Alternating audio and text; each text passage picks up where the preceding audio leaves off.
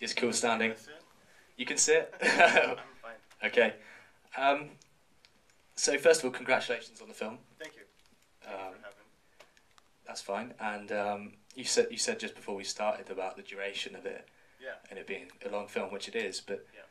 at no point, to me anyway, did it seem unnecessarily long or drawn out. It felt the pacing was correct for what you were shooting.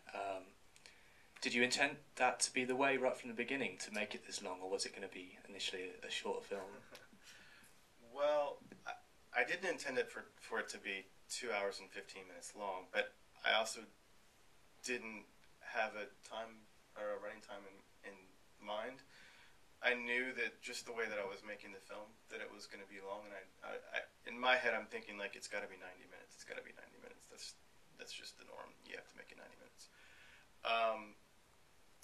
And so all along I kind of felt like this is not going to be 90 minutes. This is not going to be 90 minutes.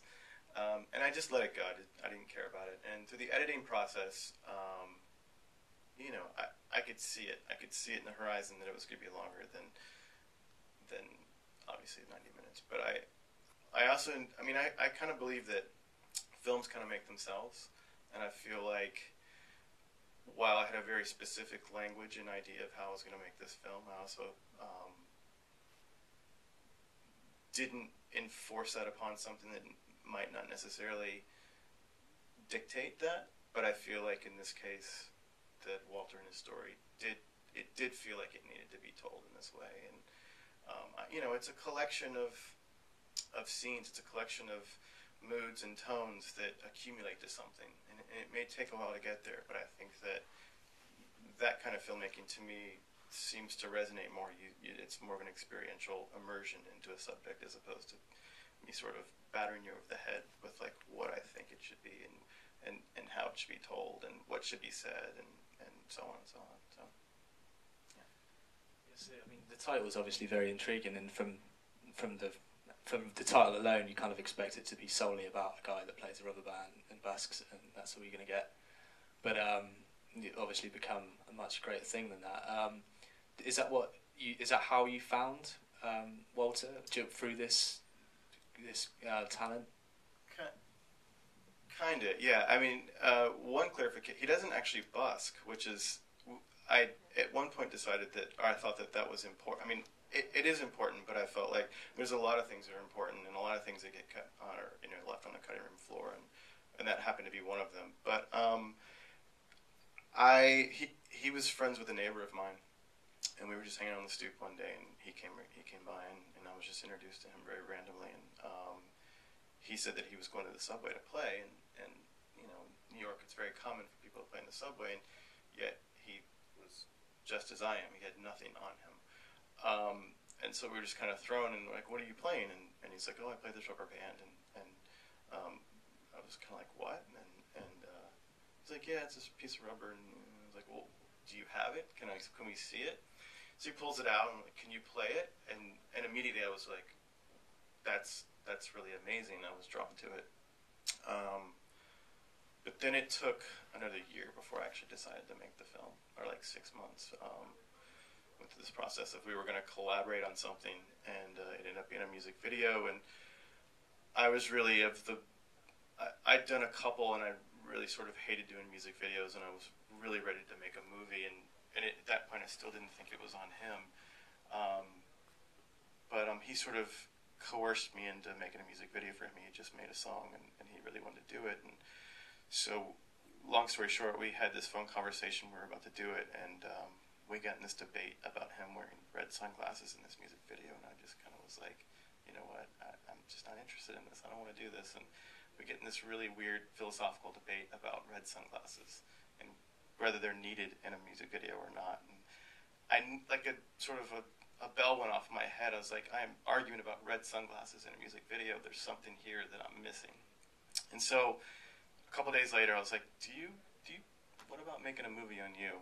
And he was totally game. And I proceeded to take like the next 10 months to decide, can I make a movie on this guy? What would it be? is it feature worthy? Dot dot dot.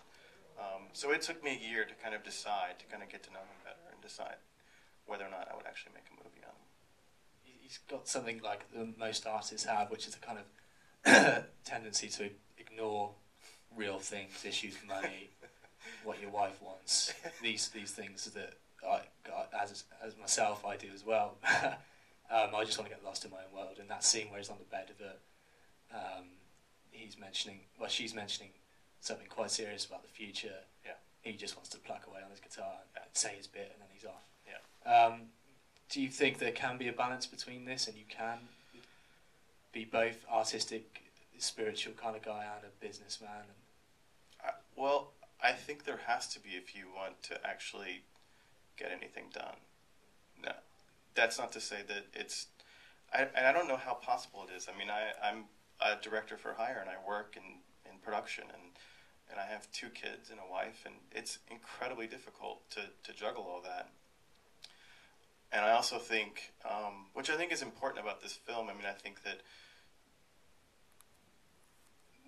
maybe one of the, like, understated through lines of this film is this idea that there's, like, this new creative class, and at least in America,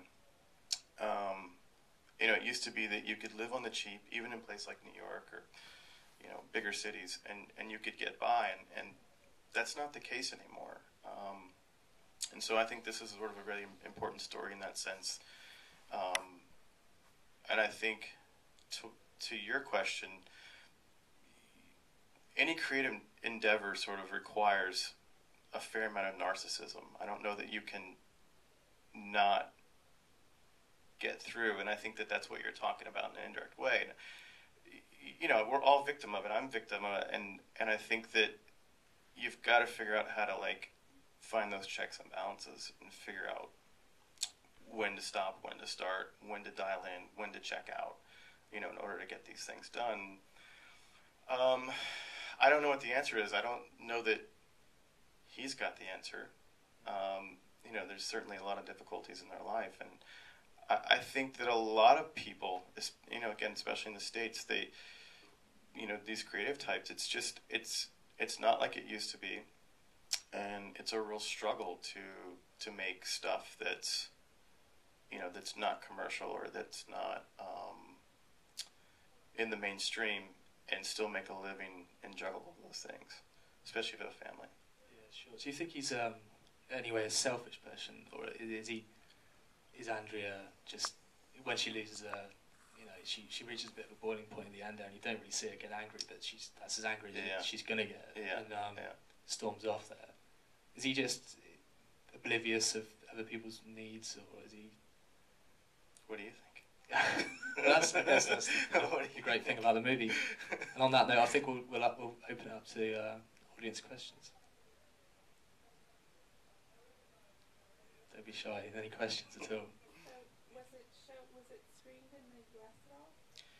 The U.S. will not have it thus far. Where else have you screened it? We screened in Toronto at Hot Docs. Yeah, the U.S. is tough. Well, I don't want to get on that bender.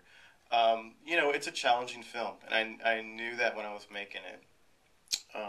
Running time, pace, and everything combined. The fact that he's a no-name, and so I have going in. I knew that the cards were stacked against me, but we have plans to do a series of screenings in New York, and I'm really bummed out that he actually couldn't make it. He was supposed to be here tonight. We're looking to probably, it's a weird time now in the States to do it, so I think probably it'll be beginning of the year. We're sort of lining up one-off screenings in our houses and looking to do museums and stuff like that. Can I just ask, what was the feedback in Toronto? It was good. Which actually you didn't see here, it got cut off, but they're actually in a nasty divorce right now. And so it was interesting to in fact, we didn't have that card on at the end. I sort of haggled back and forth with my producer about whether or not we needed it, and I was always of the mind that, I just had in my head that this is a narrative film, and narrative films very rarely have those cards at the end. And in the end, she was right, because we talked about it in the Q&A, and it was like one of the first things that came up. And when I said that, that they were in a really nasty divorce and things were ugly and it was not looking good, it was a real like hush over the audience. They really sort of took to that in a way. They were invested in a way that they were really bummed out. And I mean, I found that interesting. And so yeah, I mean, it's one of those films where the people who like it really like it, and the people who don't are usually gone in like the first 20, 30 minutes. And that's okay. I mean, I knew that going in, and it's a very specific kind of movie, and you roll with it. Yeah. Oh, how long did you shoot for? How long were you with them? 6 years. It wasn't consistent. I mean, we would shoot for, a couple of days or a week or a few weeks, and then we would take off, anywhere from a week to 3-6 months, just based on schedules and what was going on and all that kind of stuff. So a long time, all the same. Very long time. Okay, cool. We got any more questions at all? So, when are we looking for distribution, or is that the next stage?